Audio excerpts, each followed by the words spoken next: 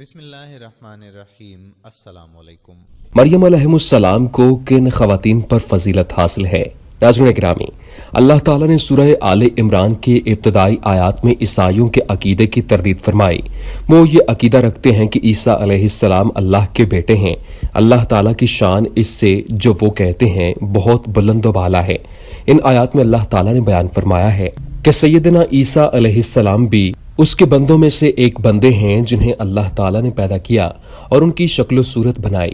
انہیں بغیر باپ کے پیدا فرمایا، جیسے سیدنا آدم علیہ السلام کو بغیر ماں باپ کے کن کہہ کر پیدا فرمایا۔ نیز سیدہ مریم علیہ السلام کے حالات بھی بیان فرمائے ہیں، جیسا کہ ارشاد باری تعالیٰ ہے، بے شک اللہ نے آدم اور نوح کو اور ابراہیم کے گھرانے اور عمران کے گھرانے کو جہانوں میں چن لیا، ایسی نسل جس کا باس باس سے ہے، اور اللہ سب کچھ سننے والا، سب کچھ جاننے والا ہے۔ گویا سب انبیاء آدم علیہ السلام، پھر نوح علیہ السلام، پھر ابراہیم علیہ السلام کی اولاد میں سے تھے، اور چونکہ عیسیٰ علیہ السلام بھی ابراہیم علیہ السلام اور پھر آل عمران میں سے تھے، لہٰذا وہ بھی انسان تھے، اللہ یا اللہ کے بیٹے نہیں تھے۔ آگے اہل نجران اور عیسائیوں کے عقیدے کے ابطال کے لیے عیسیٰ علیہ السلام کی ولادت کا قصہ بیان کیا جاتا ہے، جیسا کہ ارشاد باری تعالیٰ ہے، جب عمران کی بیوی نے کہا کہ اے میرے رب، بے شک میں نے تیرے لیے اس کی نظر مانی ہے جو میرے پیٹ میں ہے کہ آزاد چھوڑا ہوا ہوگا، سو مجھ سے قبول فرما، بے شک تو ہی سب کچھ سننے والا، سب کچھ جاننے والا ہے۔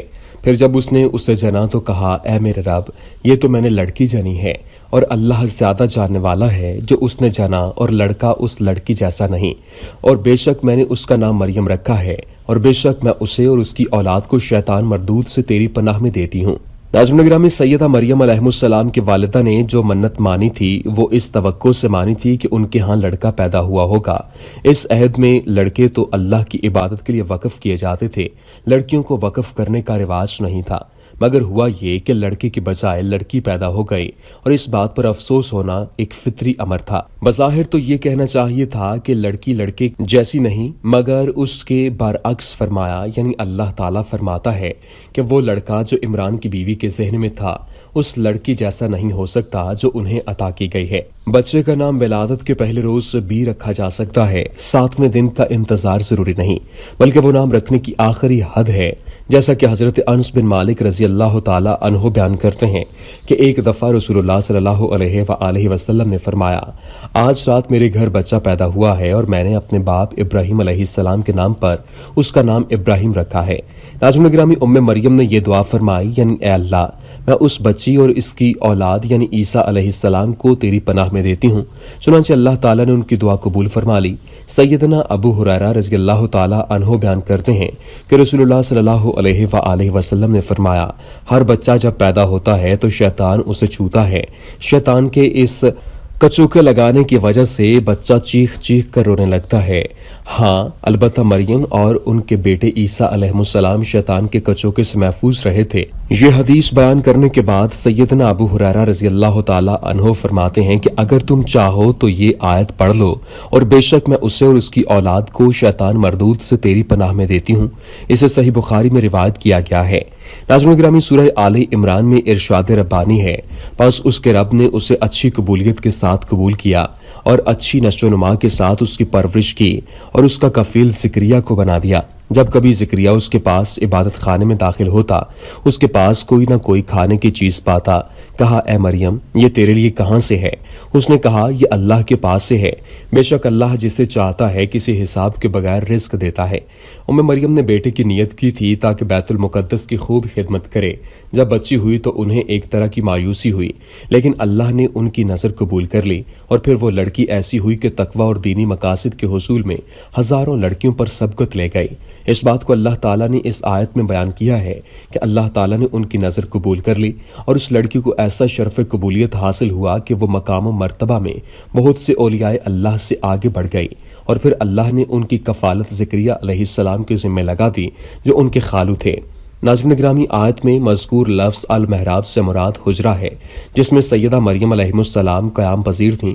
جب بھی زکریا علیہ السلام ان کے پاس جاتے تو موسم سرما کا پھل موسم گرما میں اور گرما کا پھل موسم سرما میں پاتے تھے، اس لیے انہوں نے از راہ تعجب و حیرت پوچھا کہ یہ کہاں سے آتا ہے۔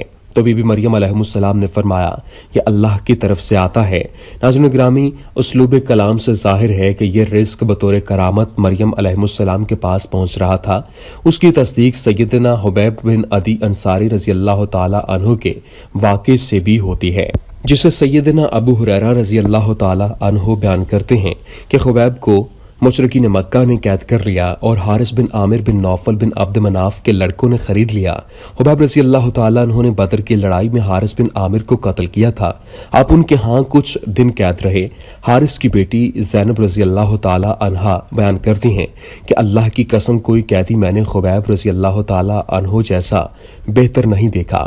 اللہ کی قسم میں نے ایک دن دیکھا کہ انگور کا خوشہ ان کے ہاتھ میں ہے اور وہ اس میں سے کھا رہے ہیں، حالانکہ وہ لوہے کی زنجیروں میں جکڑے ہوئے تھے اور مکہ میں ان پھلوں کا موسم بھی نہیں تھا۔ وہ کہا کرتی تھیں کہ وہ اللہ تعالیٰ کی روزی تھی جو اللہ تعالیٰ نے حبیب رضی اللہ تعالیٰ عنہ کو بھی بھیجی تھی۔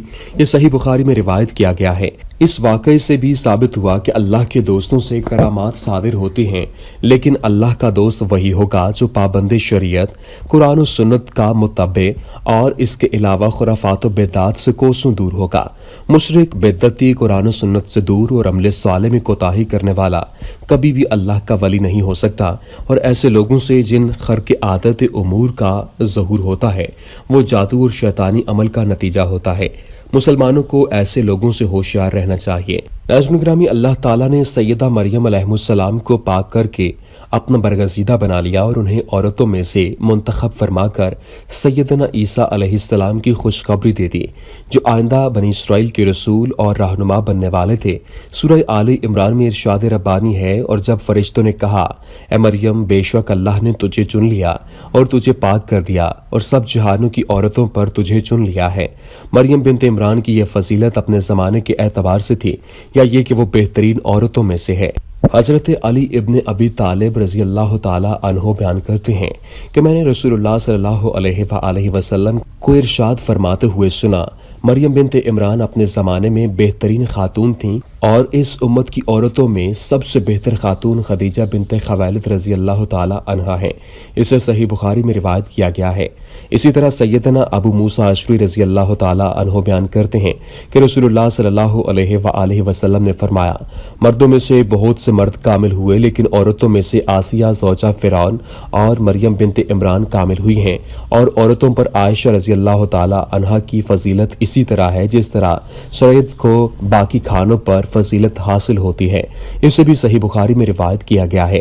ترمذی شریف کی ایک روایت کے مطابق سیدنا انس رضی اللہ تعالی عنہ بیان کرتے ہیں کہ رسول اللہ صلی اللہ علیہ وآلہ وسلم نے فرمایا، جذبہ قربانی اور صبر و استقامت کا سبق حاصل کرنے کے لیے تمام جہانوں کی عورتوں میں تمہارے لیے مریم بنت عمران، خدیجہ بنت خویلد، فاطمہ بنت محمد اور آسیہ زوجہ فرعون کافی ہیں۔ سورہ آل عمران میں ارشاد ربانی ہے، اے مریم اپنے رب کے فرما بردار بن اور سجدہ کر اور رکوع کرنے والوں کے ساتھ رکوع کر۔ دعا ہے اے رب کریم مولا، ہمیں نبی کریم صلی اللہ علیہ وآلہ وسلم کا پکا سچا پیروکار بنا اور ہمارے صغیرہ و کبیرہ گناہوں کو معاف فرما، آمین۔